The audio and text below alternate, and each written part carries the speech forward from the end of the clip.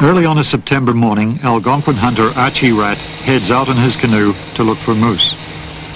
For some 6,000 years, the Algonquins have lived in the headwaters of the Ottawa River, 400 kilometers northwest of Montreal. Their traditional hunting territory covers thousands of square kilometers, including most of what is now known as La Vérendrye Wildlife Reserve.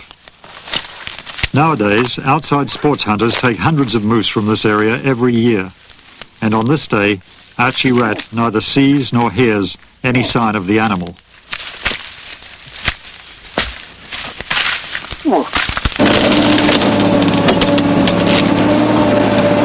The most damaging outside intervention in the Algonquin lands comes from clear-cut logging. The Quebec government has handed over thousands of square kilometers of this forest to logging companies.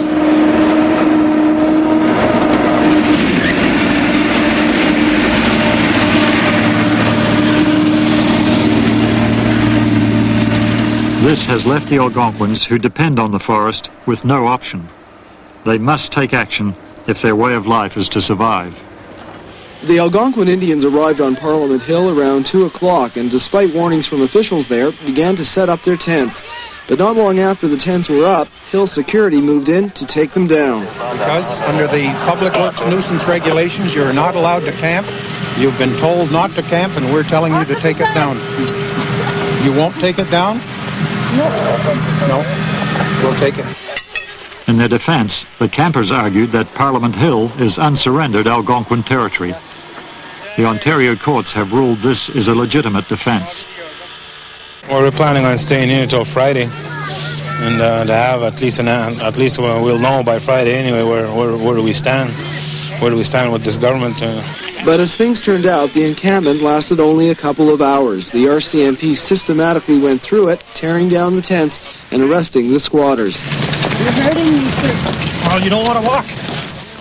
Even with their tents confiscated, the Algonquin protesters say they'll stick to their original plan, staying on Parliament Hill until Friday, in the hope they'll get some sort of response from the Prime Minister.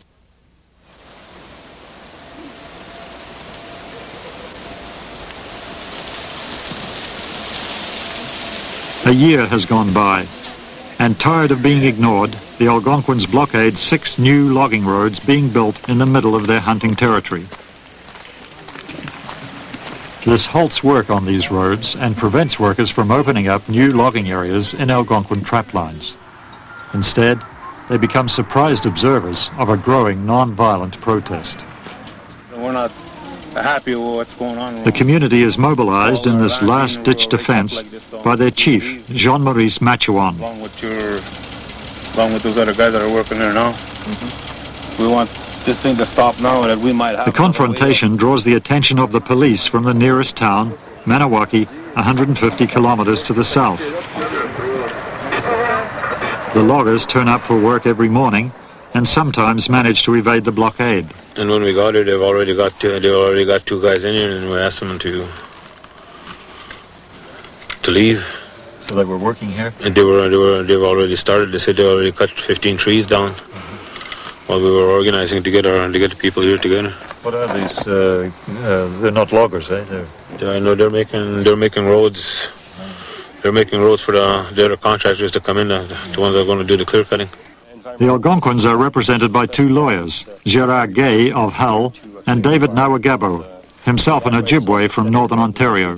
The Algonquins have a right to be here, and the foresters have a purported right to be here under the forestry permits, but the unfortunate thing is the provincial government has elected to proceed unilaterally without consulting with the community, and it may otherwise have wound up being a little more cooperative.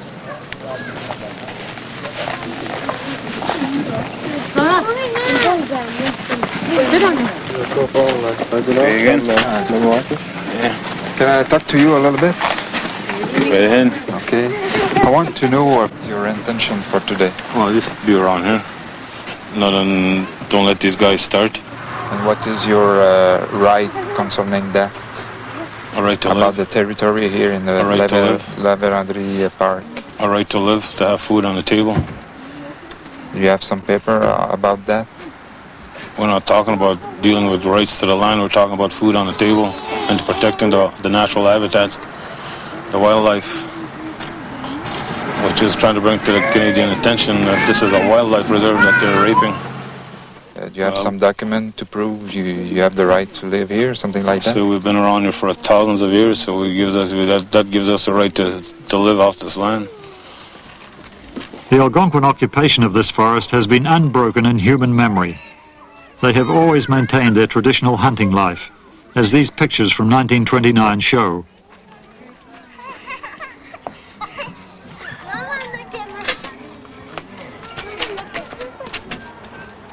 They still speak Algonquin and still depend on the animals of the forest, the fish of the lakes and rivers.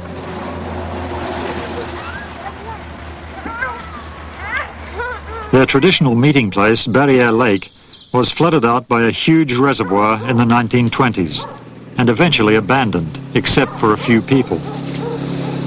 But many of the 440 Barriere Lake people are still scattered over the huge territory, living in family hunting cabins. Close by Barriere Lake, Lena Nataway, 77-year-old matriarch of the community, maintains her own settlement, occupied in the summer by many of her 80 children, grandchildren, and great-grandchildren. It's only bushy here a long time ago, all over the place, before white man came. Lena still remembers when her parents hunted with bow and arrow, when money was almost unknown among them. All goods were shared, and animals were plentiful throughout the entire territory. To get something to eat, fish, partridge, rabbit, beaver, moose. Before the game warden stuff has to kill moose. I guess the reason you stuff has to kill moose, you want a moose in the fall, eh? That's the reason, I guess. You want to save some for himself. There's not very many trees. Used to be, a long time ago. There's a lot of them. A lot of medicine in the bush. There was no doctor that time. He used bush medicine. If somebody's sick, he used that. Of course, nobody got sick a long time ago. Anything you want to eat, you just kill it, fresh. If you kill a moose, you dry it. That's all you eat long time ago, dry moose meat. If you want to eat fresh moose meat, just kill one and share it for the people. Yeah, it used to be fun a long time ago, and there was a lot of moose. Since the park is open there, there's hardly any moose like it used to a long time ago. Irene Jerome, Lena's daughter. You know how the government is. That's how he makes his money. For the park, everything, cutting logs, hunting, fishing, games. Long time ago there was no picnic side here, and where we live over there was no picnic side. They burned our house down in there so they could make a picnic side. When we came back, the house was gone. So that's why I say that. This is my son's shirt. Irene Jerome is known far and wide for her skill in crafts, her knowledge of bush medicine, and her devotion to all the traditions. The dress. That's for a wedding, too. My daughter-in-law.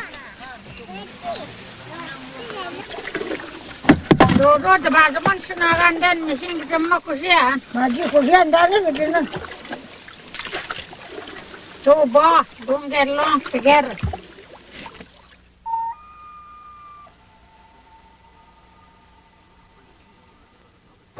When the chief learns that another group of workers has evaded the barricades, he leads about 50 people deep into the wilderness to bring the work to a halt. They find bulldozers scarifying the land to prepare for planting. Qu'est-ce qui se passe? C'est quelque chose? Est-ce qu'on peut vous expliquer ce qui se passe ici? Quelle sorte de contrat qu'on a I don't speak French. Can we explain you what we did here? What we do? Yeah, I know what you do. Okay, we're a company for management. Okay, we made the preparation of the field, and we make the plantation after they cut the trees. And we don't do the cut. We only make the preparation to do the plantation. Next year, we will plant about 2 million trees here. And we are a company from Quebec. And what we did, it's only the plantation and the preparation of the ground. So. Yeah, I understand. We don't do chemical. I know where this thing leads to, but we want this thing stopped today.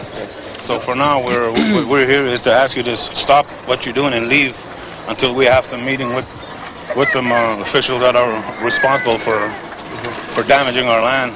And I know what's going to go on, what you're doing over here. They're just going to plant what they want in the bush, but never taken into consideration about the wildlife. The Algonquins know that the mixed deciduous trees so attractive to wildlife will be replaced by a single species, and chemical spraying will be inevitable. We stop for today, okay, and we call the ministers. We'll call the minister. We'll ask the minister to come here tomorrow. And you tell them we're going to be blocking this road over here from anybody coming in. Nobody coming? Nobody coming in. Can today? Okay. Tomorrow. How do you tell it? We'll be out there blocking the road tomorrow, right by the highway. And nobody comes in. It's not my job now. It's the job of the government. I'm a simple contractor who want to leave. Okay.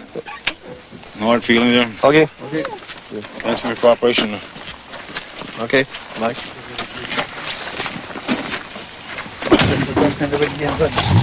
This confrontation adds to the Algonquins' confidence and determination.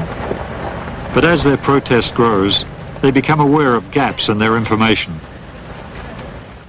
That evening, some advisors and leaders who've been to talk with Quebec government officials meet with the chief to discuss strategy. Can't do that. See, that's some of the stuff we're getting from the media, you know. Who are the companies involved? That's one of the things we're going to have to do. Things to do is we're going to have to do a research on see who actually has the wood concessions in this area and when they got them and under what process, etc., etc. So I think we have some of the Algonquins have now discovered that their main antagonist is Canadian Pacific Forest Products, one of the biggest corporate powers in the land. This company has let out the work to several local firms. My understanding is they contracted out to these contractors. And further, that further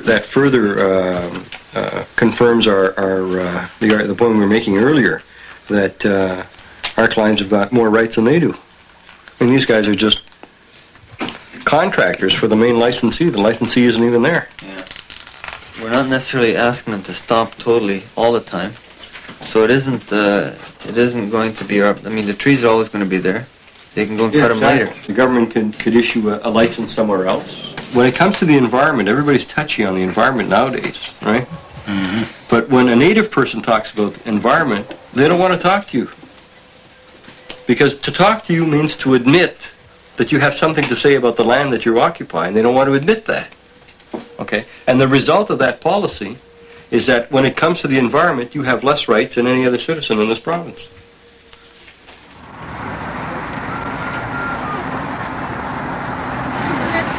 The blockade has stopped all work on the 6 new logging roads. Men, women and children are now all taking part in the protest. As information is gathered, consultants hired by the Algonquins discover that the government's new plans put almost no restraints on logging.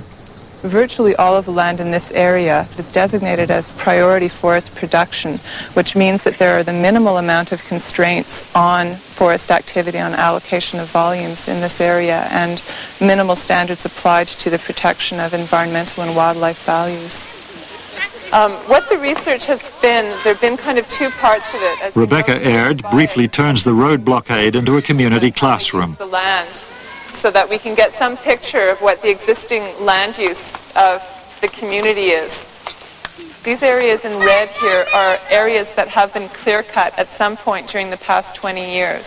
So what it shows, obviously, is that a very large part of the La Vérendrye Wildlife Reserve and a very large part of the extension of the Beaver Reserve out here have had a lot of forestry activity on them.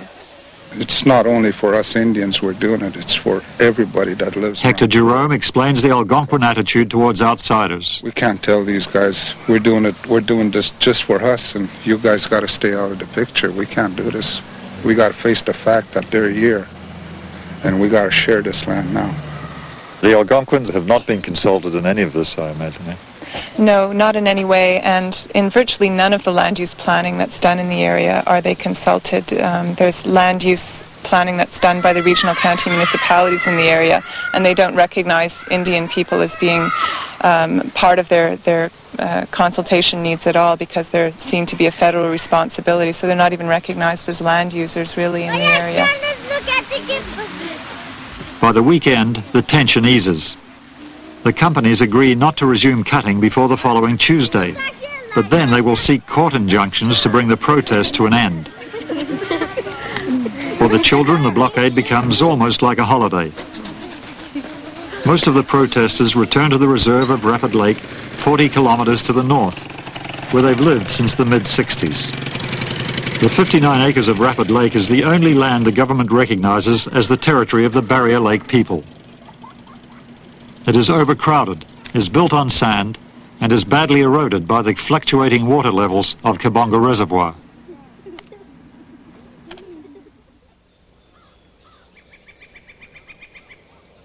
By early Tuesday morning, the protesters are back on the barricades, nervous about what the day might hold for them. There is an air of tension now among the people on both sides. Everybody is waiting for news of the injunctions. Ils veulent pas nous laisser passer. Nous autres, ils veulent manger, ils mangent. S'il y a un grand bois puis un animal, ils mangent. Moi, si je veux manger, ben, faut que je coupe du bois. C'est tout. On est des travailleurs, hein, veut dire, puis il faut gagner. Je gagne ma vie avec ça. Le pain, c'est en coupant du bois comme on va l'emmener sur la table chez nous. At the blockade, the two sides remain relatively friendly, while the negotiators keep busy on the telephone. By the afternoon, the Algonquin lawyers receive a message from Quebec City. Well, we've since gotten a response from the minister, Raymond Savoie. As a matter of fact, quite surprisingly, it's the first letter he's responded to from the chief in over a year. And maybe Gerard can indicate to you what's in the letter. There is going to be a meeting. This has been not actually in the letter. There was also a phone call. They're going to be probably on Sunday, but they also state that there's just no way that they're going to stop the operations. They further claim that he further claims that there's no clear cutting is prohibited. And well, that's interesting because as you've seen, there's a lot of clear cutting going on. 25 miles to the east, still in their traditional hunting lands, the Algonquins have been unable to stop a clear-cutting operation that is hacking down almost 10,000 trees a day. They want this devastating activity to be replaced by a new-style sustainable economy, as recommended by the UN's Brundtland Report, and endorsed by all governments of Canada, at least officially. The Algonquins are the first people in the country to call for this UN policy. They are convinced only the Brundtland strategy can ensure their future. Well, this is the future of our children. Band councillor Michelle Thusky. We think we could find ways, solutions, by developing a sustainable system which will accommodate all the users in this area.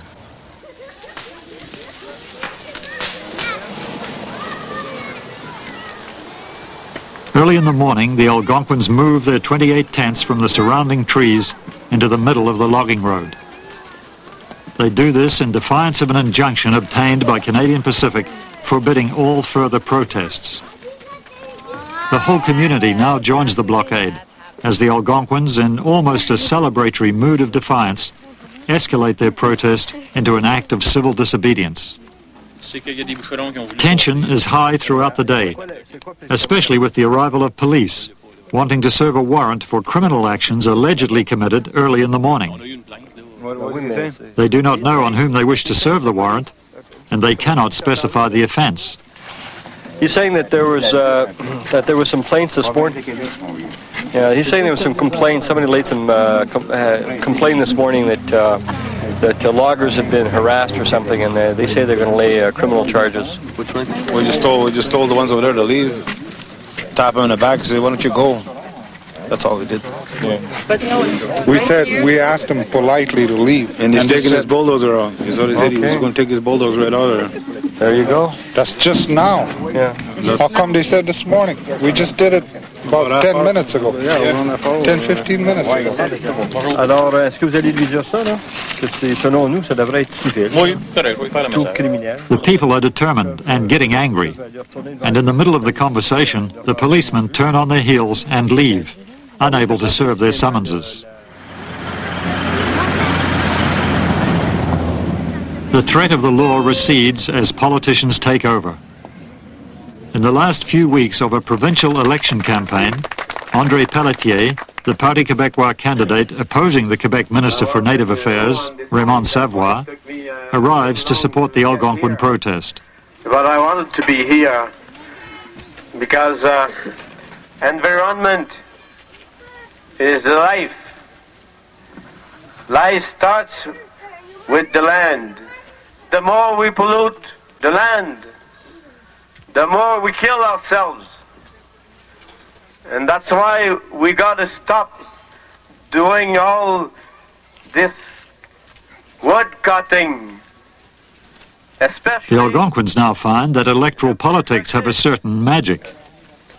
The next day, a few hours after his opponent's visit, the elusive Quebec minister, Raymond Savoie, turns up himself. How are you? Yeah, Mr. Savoie. Good to see you. At last, the Algonquins are being noticed. Yeah. On the side of the road? Oh, that's okay. Hi. I want to begin by saluting you, and you have to understand that we are doing as much as we can to clear up this problem. You must understand also that we would like to see is a good solution to a major problem. The minister now comes under heavy fire because of the government's proposed 25-year agreements, called CAF agreements, with the logging companies. Depend on you to go over to Quebec and do something about this CAF agreement before it's signed. Well, what I have proposed is a meeting where we could have senior civil servants from forestry to sit down and help you prepare a request to the Quebec government regarding the CAFs, which is a little bit more precise. When you are talking about a territory, I have to know which territory you're talking about. The precise question is, are you willing to support an 18-month moratorium on the application of the CAF agreements to give us time to get the information that you're requiring? Over what area? Well, over the areas that I described, over the park here. Within Forest Management Unit 73 and 74, which all are over Grande Park. Yeah, exactly. No, if we do that, we're looking at layoffs of maybe I don't know, maybe. No, we're not talking about no agreements. We're talking about no CAF agreements. A moratorium for 18 months on the signing of the CAFs. That does not mean a moratorium on all signing of all CAF, of all agreements, nor does it mean a moratorium on all lumber operations. It simply means that this idea of locking the land in for 25 years is a no-no. The minister came for 1 hour, but the Algonquins keep him for 5. Before he leaves, he agrees to a 90-day delay in the signing of the disputed agreements. The legal injunctions are lifted, but the road blockades remain in place.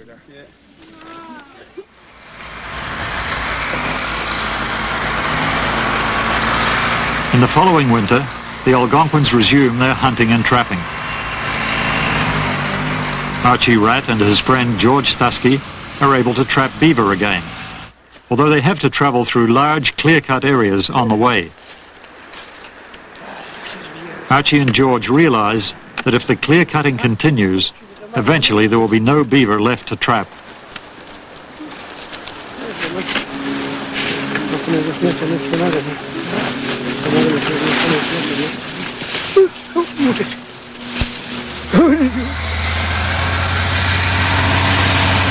A few months later, in the spring of 1990, the Quebec government signs its 25-year agreements with the logging companies. Thus, 2 years of peaceful Algonquin protest has failed to change the policies of either the Quebec or federal governments. But the Algonquins of Barrier Lake have not given up. They are ready to resume their blockades of logging roads at any time in defense of their way of life. They are not alone. Across the entire nation in the summer of 1990, native groups blockaded roads and railways, closed bridges, halted logging and disrupted communications as never before. Their patience had run out.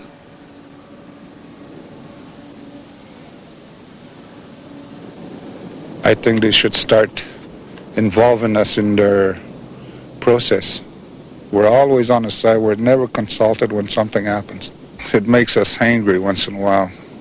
They should have asked us how we felt, because we're the people that lives around this place. So we feel we've been left out, and we still feel like that. I think if we don't do something now, it will never change. It's going to always be like that.